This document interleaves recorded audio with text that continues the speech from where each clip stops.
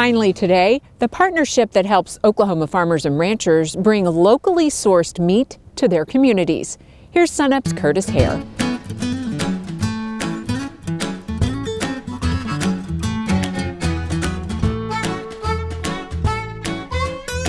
They used to be commonplace in both rural and urban communities, local meat markets or butcher shops.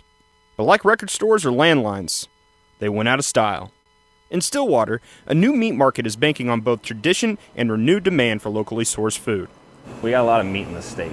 It's growing all around us, and I didn't see a real way it was getting to the populace here in Stillwater. And they can deal with these small farms, they just can't deal with whole animals at a time. There aren't a lot of people that have chest freezers in their dorms or apartments that they can go buy a whole animal from a farmer, and it's probably been some time since they've even done it, if they ever did. Adam Gribben is Chief Executive Officer of 1907 Meat Company, a business designed to represent Oklahoma ranchers and farmers. Before the store could get off the ground, though, it needed to establish a supply chain. When we first started, we just didn't have our shop, we didn't have that market established.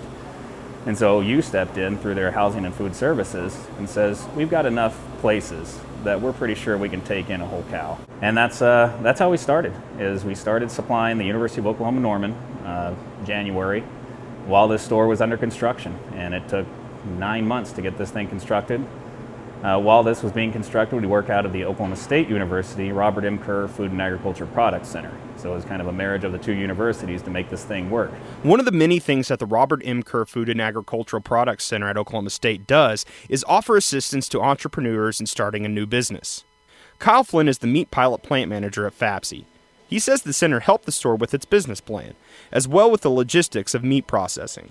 We connected them with local processors in the state of Oklahoma, and then we also processed beef, pork, and lamb for them here in the center. With the store up and running, 1907 is able to sell meat to the public, while also cutting and delivering meat to OU every week. Students at OU eat very well. I can't imagine, trying to do this with somebody else, but Adam and the 1907 team, just fantastic. Frank Henry is OU's Director of Food Services. Almost 2 years ago, a student group asked him to join the Real Food Challenge, a national network of universities that spend part of their budget on locally sourced food.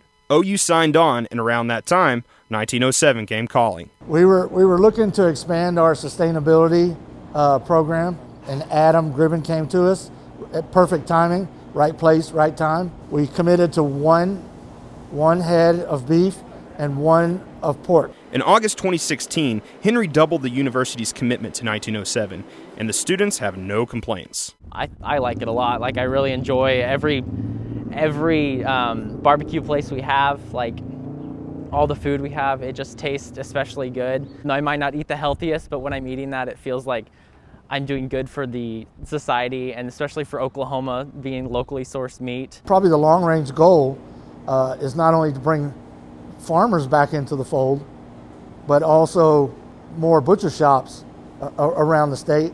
You see them everywhere you drive. There's old, dilapidated buildings that used to be butcher shops. Which is the reason 1907 Meat Company opened its doors. The mission of the store is to represent the local ranchers and farmers. I feel sometimes that their plight is lost. We do represent them, and there's pictures on the refrigerator wall here, or our cooler wall, and we make a point to put that there. Family farms are the fabric of rural America. When family farms go away, you drive through many communities that there's nothing left. Annette Thomas and her husband Mark moved from Texas to Mena, Oklahoma 4 years ago to start a family cattle production. Last year, the Thomases decided to change their production from conventional to a birth-to-finish operation. I had gone to a couple different small business conferences. One of them was through OSU, down in Oklahoma City, Women in Agriculture and Small Business. Through the OSU program, Annette found 1907. The relationship with 1907 is going to allow us to provide, and really showcase and provide a value-added product to the local people of Oklahoma. And so we're really grateful, and we don't think that there's anything extraordinary maybe about what we're doing, but I think that one of the things that Oklahoma allows is really an opportunity.